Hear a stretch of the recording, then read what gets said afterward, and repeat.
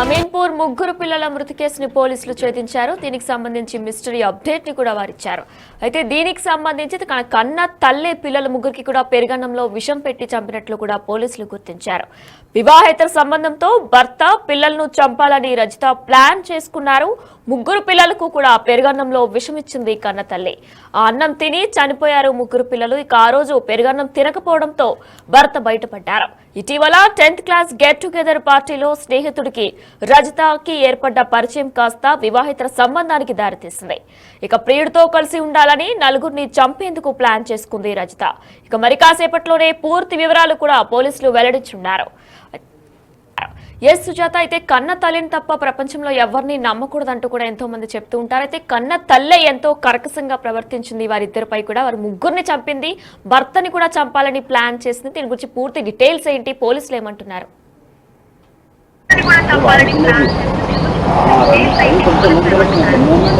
Ameenpur police station పరిధిలో గత 4 రోజుల క్రితం అనుమానాస్పద స్థితిలో ముగ్గురు పిల్లలు చనిపోయినటువంటి ఘటన చోటు చేసుకుంది. అయితే తెల్లవారుజామున ఆ పిల్లలు భార్య కడుపు నొప్పితో బాధపడుతుంది అని చెన్నయ్యకి భార్య చెప్పినటువంటి టైంలోనే చెన్నయ్య హాస్పిటల్కి భార్యను తీసుకువెళ్ళడానికి తెల్లవారుజామున 2-2:30 గంటల ప్రాంతంలో పక్కింటి వాళ్ళంతా కూడా డోర్ కొట్టి లేపి నా భార్యని బతికించుకోవాలి ఎలా అయినా సరేనని చెప్పేసి పిల్లలు ఎక్కడ అని అడిగినప్పుడు పిల్లలు ఆల్రెడీ చనిపోయి ఉన్నారు, కనీసం భార్యనైనా బతికించుకుంటాను అని చెప్పేసి హాస్పిటల్కి తీసుకువెళ్లారు.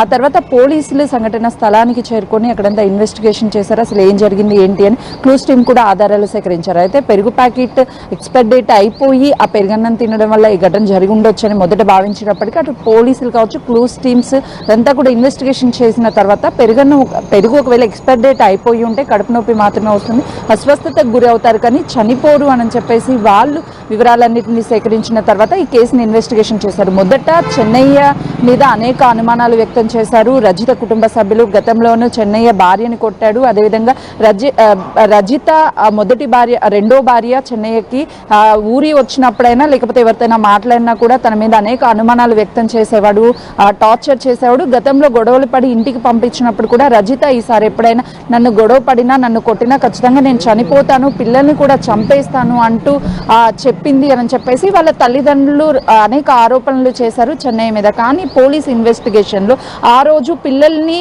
భర్తని చంపేయాలి, ఎలా అయినా తనని అడ్డు తొలగించుకోవాలని గత కొన్ని రోజుల క్రితము 10th క్లాస్ బ్యాచ్మెంట్స్తో వాళ్ళకి ఒక వేదిక ఏర్పాటు చేశారు. అయితే గెట్ టుగెదర్లో కలుసుకున్నప్పుడు ఒక అతనితో తనకి పరిచయం ఏర్పడి అది కాస్త ప్రేమగా మారి వివాహేతర సంబంధానికి దారితీసింది. ఎలాగైనా సరే తనకి పరిచయమైనటువంటి వ్యక్తితోనే ఉండాలి, భర్తకి పిల్లల్ని అడ్డు తొలగించుకోవాలని కుట్రపూరితంగానే పెరుగన్నంలో విషం కలిపి వాళ్ళకి పెట్టి చంపేయాలని నిర్ణయించుకుంది. అయితే పెరుగన్నంలో విషం కలిపిన తర్వాత, పాయిజన్ కలిపిన తర్వాత చెన్నయ్య ఒక ట్రాక్టర్ డ్రైవర్గా పనిచేస్తూ ఉంటారు, వాటర్ ట్యాంకర్. అయితే ఆ టైంలో 10:20 టైంలో అతనికి కాల్ రావడంతో అప్పటికే అన్నం తిన్నటువంటి చెన్నయ్య పెరుగన్నం తినాలి అని కూర్చున్నాడు. కాల్ వచ్చి వెంటనే ఎమర్జెన్సీగా వాటర్ ట్యాంక్ బుకింగ్ రావడంతో తను అక్కడ నుంచి వెళ్ళిపోయాడు. అయితే తిరిగి వాటర్ ట్యాంక్ అన్నింటినీ కూడా ఇంటికి వచ్చిన తర్వాత పిల్లలు బెడ్రూమ్లో పనుకున్నారు, ఇంకొక బెడ్రూమ్లో చెన్నయ్య తన భార్య రజిత ఉన్నారు. అయితే రజిత చెన్నయ్య వచ్చిన గంట తర్వాత నాకు స్టమక్ పెయిన్ బాగా వస్తుంది, నేను భరించలేకపోతున్నాను, నన్ను హాస్పిటల్కి తీసుకువెళ్ళు అని తను గొడవ చేస్తున్నటువంటి టైంలోనే అక్కడ నుంచి తీసుకెళ్లి హాస్పిటల్ అడ్మిట్ చేశారు. అయితే ఈ సినారియో మొత్తం చూస్తే చెన్నయ్యనే కుట్రపూరితంగా పిల్లల్ని అదేవిధంగా భార్యని చంపడానికే ఏదైనా ఫుడ్లో కలిపి ఉంటాడు అని అనుమానం వ్యక్తం చేయడంతో పాటు ఈ అనుమానానికి బలపడేందుకు అటు రజిత కుటుంబ సభ్యులు కూడా చెన్నయ్య మీద తీవ్ర ఆరోపణలు చేశారు. ఆ తర్వాత పోలీసుల ఇన్వెస్టిగేషన్లో కీలకంగా తను కేవలము అటు వాళ్ళ పిల్లలు అదేవిధంగా భర్త అడ్డుని తొలగించుకోవడానికే పాయిజన్ ని కలిపి పిల్లలకి భర్తకు పెట్టింది. భర్తకి కాల్ రావడంతో అర్జెంటుగా బయటికి వెళ్ళాడు కాబట్టి బతికిపోయాడు, లేదు అని అంటే తనను కూడా చంపేసేది అని చెప్పేసి పోలీసులు ఇన్వెస్టిగేషన్ లో తేలింది. ఇటు ఎవరితో ఆ మహిళకి పరిచయం ఏర్పడిందో తనతో కలిసి ఉండాలి అని చెప్పేసి కుట్రపూరితంగా ఇదంతా చేసింది అని పోలీస్ ఇన్వెస్టిగేషన్ లో అయితే మాత్రం కీలకమైన అంశాలు వెలుగులోకి వచ్చాయి. ప్రస్తుతం రజితని మరోసారి కూడా పోలీసులు విచారిస్తున్నారు, అసలు ఏం జరిగింది ఏంటి అని అదుపులోకి తీసుకున్నారు కాబట్టి అసలు ఆ వ్యక్తి ఎవరు ఏంటి అన్న వివరాలు కూడా రాబట్టే పనిలో ఉన్నారు పోలీసులు. It's Sujata, thank you. అయితే అమీన్పూర్ ముగ్గురు పిల్లల మృతి మిస్టరీ వీడింది. అయితే కన్న తల్లే వారి ముగ్గురు పట్ల కూడా ఎంతో కర్కశంగా ప్రవర్తించి పెరుగన్నం తినిపించి పెరుగన్నంలో విషం కలిపి చంపేసింది. ఇక అయితే ఆ రోజు అసలు స్థానికులు తల్లిదండ్రులు ఆ పిల్లల మృతి గురించి ఏం మాట్లాడారో ఇప్పుడు ఒకసారి మనం చూద్దాం. పటాన్ చెరువు అమీన్ ప్రాంతంలో ఒకే కుటుంబానికి చెందిన ముగ్గురు చిన్నారులు వికట జీవులుగా పడి ఉన్నారు. ఇప్పుడు ఇది అందరినీ కలిసివేస్తుంది. అసలు ఏం జరిగింది ఏంటి అని ప్రస్తుతం స్థానికులు ఉన్నారు, వాళ్ళతో మాట్లాడదాము.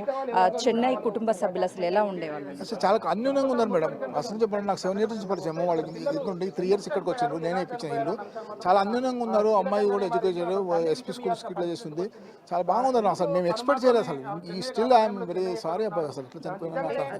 చెన్నై ఏం చెప్పాడు వాళ్ళ భార్యని హాస్పిటల్కి తీసుకెళ్ళాడు? 2:30కి మా ఇంటి అబ్బాయి వచ్చి చెప్తే అంకుల్ ఇట్లా చనిపోయినా, చెన్నై వాళ్ళు ఇట్లా ఏడుస్తున్నారు బాగా అంటే నేను ధనాదం వచ్చేసేగల చెన్నై భార్యను పట్టుకొని ఇట్టుకున్నాడు. ఆమె అన్కాన్షియస్ ఉంది. సాయం అంటే బతికున్న సార్ జర నాకు నీ కార్ తీసుకుంటే నా కార్ ఇమీడియట్గా తీసుకొని పోయినాను. పిల్లలు ఎట్లున్నారంటే చనిపోయింది సార్ అన్నాడు. అంతే. ఇక మేము ముందు ఆ అమ్మాయిని ఇంపార్టెన్స్ ఇచ్చినా తీసుకుపోయినాం సార్. అట్లా మేడం అది జరిగింది. అంటే రోజు పిల్లలు బయట రోజు ఎవ్రీడే మా ఇంటికి కూడా వచ్చి టీవీ కూడా చూస్తారు పిల్లలు. మా ఈ పిల్లలు ఆ పిల్లలు అందరూ ఆడుతున్నారు. 8 o'clock, నేను సాయంత్రం 8 o'clock కూడా వాళ్ళ పిల్లలు ఆడుతున్నారు. అది పరిస్థితి. అంటే రెగ్యులర్గా మీరు టచ్లో ఉంటారు కాబట్టి ఎప్పుడైనా వాళ్ళ ఫ్యామిలీ ఇష్యూస్ కానీ లేకపోతే ఫైనాన్షియల్ ప్రాబ్లమ్స్ ఏమైనా ఉన్నాయని ఎప్పుడైనా చెప్పారు? లేదు, ఫైనాన్స్ ప్రాబ్లమ్స్ ఏం లేవు మేడం. చిట్టి వేస్తున్నాడు, ఒక ప్రాబ్లం వచ్చిందంటే దాన్ని నేను సెటిల్ చేసినాను. ఆర్థికంగా ఏమాత్రం ఇబ్బంది లేదు వాళ్ళకు. మంచిగా ఆయన సొంత వాటర్ ట్యాంకర్ ఉంది, నడిపిస్తున్నాడు. అలాంటిది అయితే అమ్మాయి కూడా ఎక్కడ మా ఇంటికి వచ్చినా కానీ చెప్పలేదు. అలాంటి సమస్యలు ఉన్నట్టు నాకు ఎప్పుడు చెప్పలేదు. కొంతమంది ఉన్నారు, వాళ్ళతో కూడా మాట్లాడదాము. సార్ ఎలా ఉంటారు చెన్నయ్య? రెగ్యులర్గా మీతో మాట్లాడదాం. చెన్నై అయితే బాగానే ఉంటాడు. మాకు 3-4 years నుంచి బాగా పరిచయము. కానీ అన్ఎక్స్పెక్టెడ్గా ఇట్లా జరగడం చాలా శోచనీయం. ముగ్గురు పిల్లలు చనిపోయారంటే రాఘవేంద్ర కాలనీకే మంచి చెడ్డ పేరు. కాబట్టి మరి ఆమె కూడా మరి హాస్పిటల్లో ఉన్నారు, పెరుగన్నంలో పెట్టినంటున్నారు. కానీ ఫుడ్ పాయిజన్ అయితే ముందు కడుపులు నొప్పి వస్తుంది, తర్వాత వామిటింగ్ వస్తుంది, తర్వాత హాస్పిటల్ పోవాలని పరిగెత్తుంటారు. కానీ ఇది ఫుడ్ పాయిజన్ కాదు అని అనుకుంటున్నాము. అదంతవరకే. కానీ మరి పోలీస్ డిపార్ట్మెంట్ వారు ఎస్పీ గారు వచ్చారు, డిఎస్పీ గారు వచ్చారు, సిఐ గారు వీళ్ళంతా ఉన్నారు కాబట్టి వాళ్ళ విషయాల్లో ఏం తేలుతుందనేది ఇవే చూడాలి. మరి చెన్నై అనే ఒక వ్యక్తి గత 25 ఏళ్ళుగా ఇక్కడ నివసిస్తున్నాడు. ఈ కాలనీలో ఉండేవాడు.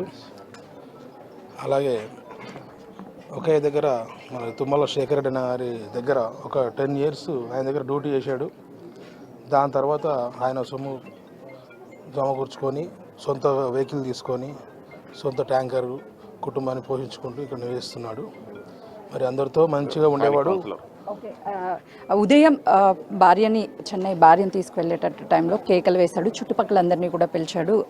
ఒక అబ్బాయి కూడా పిలవడంతో వెంటనే తను వచ్చి పక్కింటి వాళ్ళని కూడా లేపారు. అసలు ఏమని చెప్పారు? నీతో మాట్లాడారు ఆ టైంలో? ఏం అంటే నేను పిలవంగానే ఏడ్చుకుంటా అరుస్తున్నాడు. ఇంకా అప్పుడే 2:40 అరౌండ్ బయటకు వచ్చి గేట్ దగ్గరకు వచ్చి గేట్ తాళం వేసి ఉంది. అడిగిన ఏమైందంటే ముగ్గురు పిల్లలు చనిపోయారు, భార్య పడిపోయింది అని అనగానే అంకుల్ దగ్గరికి పోయి అంకుల్ డోర్ కొట్టి చెప్పేసిన. పక్కన అంకుల్ వచ్చి గేట్ తీసాడు. అంకుల్ లోపలికి కీస్ తీసుకొని గేట్ తీసాడు.